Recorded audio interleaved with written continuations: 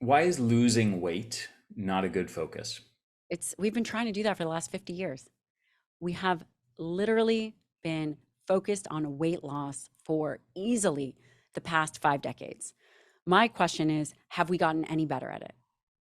We have 40% of adults are either overweight or obese.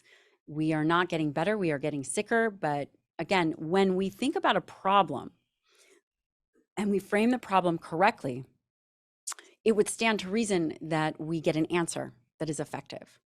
If we don't get an answer that is effective, then potentially we have to take a step back and ask ourselves, are we framing the problem appropriately? Are we asking the right question?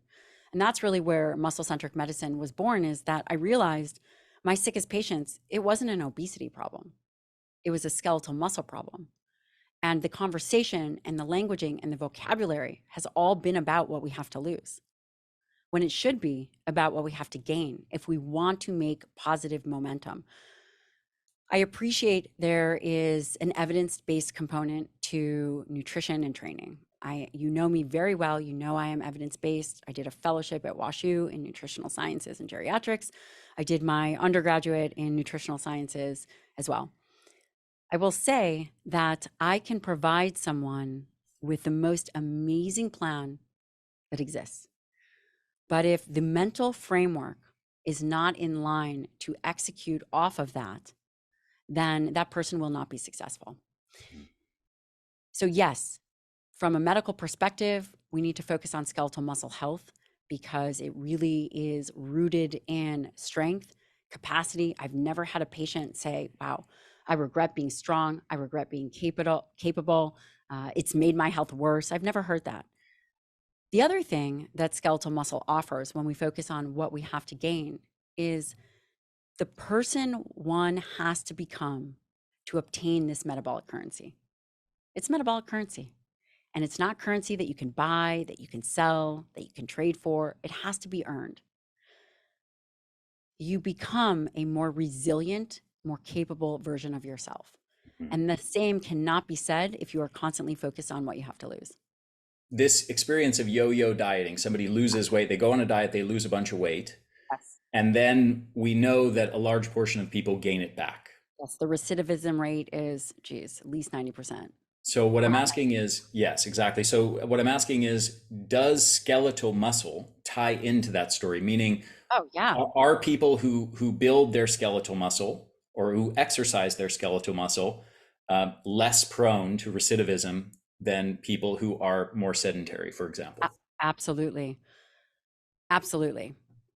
And we have seen that. We've had a huge human experiment. Individuals that go through yo yo dieting, what we ultimately see, and again, yo yo dieting is we focus a lot on weight loss. We don't focus a lot on the quality of the weight loss. You lose both potentially, depending on how you do weight loss, you will lose both fat, lean tissue, bone, organ, as well as skeletal muscle if you don't do it appropriately. Weight loss, there are very specific ways to leverage weight loss for longevity, and that is to protect skeletal muscle. When you go through periods, and I don't know, have I ever told you the story of one of the participants? I'm sure that I have, of one of the studies that I worked on where muscle I don't centric think you have. medicine. I don't Okay, think you have. let me share this with you because this was the root of where muscle centric medicine came from. I developed this in 2015. There was an aha moment that changed everything for me.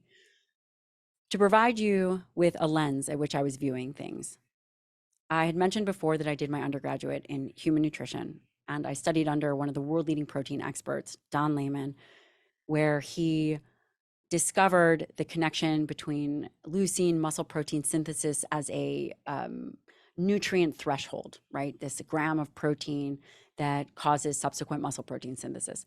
This came out of his lab, right? The information that we take for granted that is out there in the public and things that we repeat over and over again, actually, he made a huge contribution in the science space.